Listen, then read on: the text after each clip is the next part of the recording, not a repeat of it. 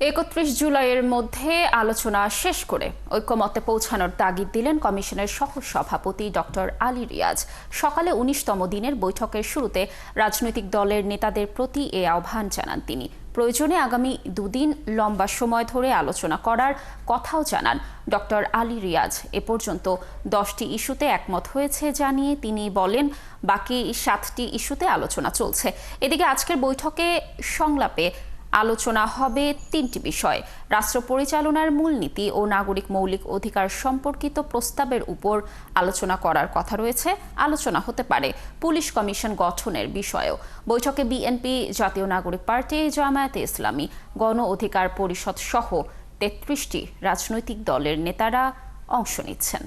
জাতীয় ঐক্যমত্য কমিশনের সঙ্গে বিভিন্ন রাজনৈতিক দলের সংলাপের দ্বিতীয় ধাপের 19তম দিনে রাজধানীর ফরেন সার্ভিস একাডেমিতে রয়েছে বৈঠক। সেখানে রয়েছেন সহকর্মী ফরহাদ ইবনে মালেক। আমরা সরাসরি যুক্ত হচ্ছি তার সঙ্গে।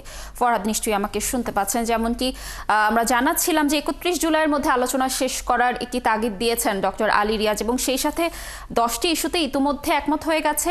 7টি বিষয় নিয়ে আলোচনা চলছে। এই বিষয়ে একটু জানতে চাচ্ছিলাম। আর 3টি বিষয় মূলত আজকে কথা হতে পারে, বিস্তারিত জানাবেন। আলোচনা আজকে 19তম দিনের মতো শুরু হয়েছে। এই 19তম দিনের আলোচনায় আমরা প্রথমে আলী রিয়াজের কাছ থেকে জানতে পেরেছি যে গুরুত্বপূর্ণ বিষয়, সেই গুরুত্বপূর্ণ বিষয় হচ্ছে মোট 10টি বিষয়ের তারা একমত হতে পেরেছে। গত 18 দিনে 7টি বিষয়ে আলোচনা হয়েছে, কিন্তু এখনো পর্যন্ত ঐক্যমতে পৌঁছতে পারেনি বলতে গেলে। আর 3টি বিষয় এখনো পর্যন্ত ওঠেনি। এর মধ্যে 2টো বিষয় আজ উঠেছে। আজ যে 3টি বিষয়, তার মধ্যে 2টি বিষয় একেবারে নতুন। প্রথম বিষয়টি হচ্ছে রাষ্ট্র পরিচালনার মূলনীতি, দ্বিতীয় বিষয় নাগরিকের অধিকার সম্পর্কিত সম্প্রসারণ সম্পর্কিত প্রস্তাব এবং দ্বিতীয়টি হচ্ছে পুলিশ কমিশন গঠন সম্পর্কিত প্রস্তাব। এই 3টি বিষয় নিয়ে আলোচনা হচ্ছে। নিচের যে 2টো বিষয়, সেই 2টো বিষয় একেবারেই নতুন।